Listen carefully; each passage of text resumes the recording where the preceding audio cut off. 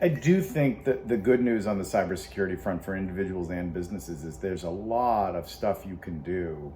It won't absolutely bulletproof you, particularly against very sophisticated nation state hackers, but it will deter a lot of the other hackers out there, and you won't be the low-hanging fruit. And that's basic things like patching, like using strong encryption, like having two-factor authentication, like not reusing the same password across multiple instantiations or multiple personnel. Good employee training right? and testing. Yeah, I mean, like it is. Some of it is rocket science at the very, very bleeding edge of it, but there's a lot of stuff that can be done that isn't rocket science. And if you're focused on it, you can make a big difference to your risk profile. What do you think? If you're working at NASA and you come across a really hard problem, you're going to say, you can't say it's not rocket science. I guess you'd say it's not brain surgery, maybe, or something. I don't know. I think you would say, yeah, something like that. The other thing I think is worth considering is, cybersecurity 101 is to do a data mapping exercise, right? To figure out what your crown jewels are, what you're legally required to protect, Yep. what is a bet the company secret if it gets revealed, and that's already been the best practice for years. Yeah, and I just want to just jump in, again, you might think, oh, come on, all the big companies, all the medium-sized companies, they know every asset they have. They have every laptop, they have every... No, these companies are, a lot of them are big, they're sprawling, they're built out across nation lines, governmental lines. I mean, they're in various countries, and they're very dynamic in the way they deploy laptops and phones and desktop computers and server-side stuff and software programs. And a lot of times their individual business units may have been given a lot of leeway to buy whatever software they wanted. And especially companies that have grown really fast through acquisition. Right. Oh, and that's, right. So acquisition is challenging on the business front. It's really challenging on the cybersecurity front because they're not using all the same standards. And so they kind of grow organically, a little bit like a coral reef. And it can be very, very difficult to then actually do that mapping that you mentioned and really know what you know. I mean, you know there's going to be some stuff you're missing probably. But even to get first order of approximation awareness of your whole network and all your cyber and digital holdings is a non-trivial undertaking. And legally, I think it will be very persuasive to a future judge or jury or regulator if you're one of these companies that have acquired a lot of business units and one of them is very strong in cybersecurity, but you haven't taken those best practices and pushed them out to your whole company to say, well, you obviously knew that this is what you're supposed to do, and you just made a decision not to do it. Yes, I thought you were going to go the other way, and I was about to say, I'm not so sure that'll be persuasive. And I'm sorry, Judge, we tried.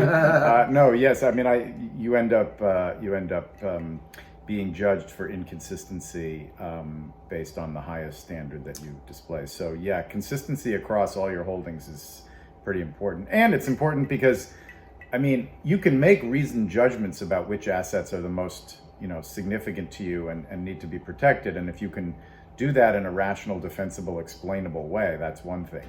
But if it's randomly done and an attacker can get in through your cash registers or through your air conditioning vendor or through any smart refrigerator, and we talked about this before. And then for one thing, who knows what they'll get if you don't have a good map. It's basically just rolling the dice. And then of course there's also the problem of just lateral movement within your network once they breach the perimeter. And that's what drives a lot of new zero trust thinking, where limitations exist not just at the outer wall of the enterprise, but within, so that you have to justify your movement from place to place. And this is where I was going when I was talking about the data mapping exercise. So you're already doing that if you're doing good cybersecurity data protection.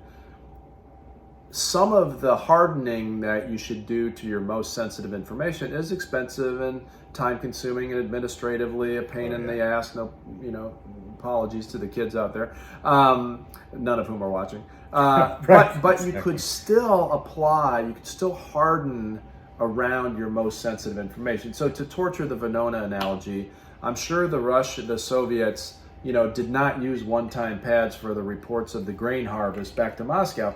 They did use them for their spy-to-spy communication. Yeah. Actually, I mean, one of the problems that they had was that they were using communications channels on carriers, telegraph carriers or telegram carriers who would provide copies to the U.S. government.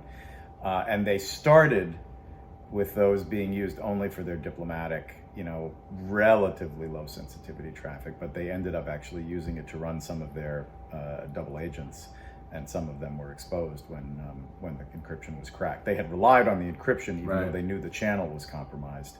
But it's amazing, how scope creep happens, if you will, and people tend to just take the path of least resistance. And they're like, look, this channel works really well for our Diplo traffic, and so why don't we put our counterintelligence traffic on it too, or our intelligence collection traffic on it, which is a lot more sensitive and risky.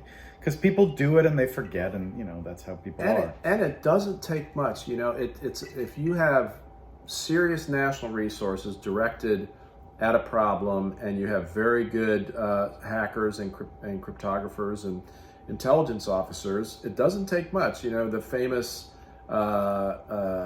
Enigma machine, the German Nazi code breaking system, as I recall from the movies. I've never actually studied this, but from the movies, and I think this is right.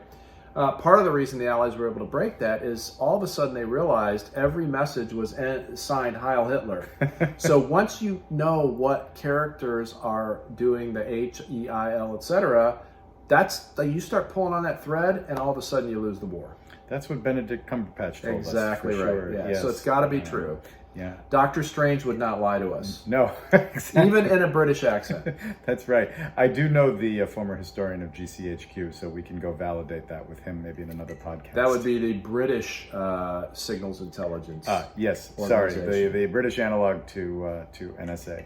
To the National Security Agency. Right. Next time, folks, by the way, we're going to have a glossary at the beginning where we explain all of the acronyms that we're going to use. If the inherent content of the podcast or the Fireside chat is not sufficiently compelling, we'll just make it even more so by using unscrutable acronyms, okay? Exactly, or even inscrutable acronyms. Yeah, unscrutable, inscrutable, descrutable. I mean, with enough bourbon, it all makes perfect sense. It's fair, and it's worth repeating. We're taking a somewhat hopefully entertaining attitude towards this, but it is really deadly serious.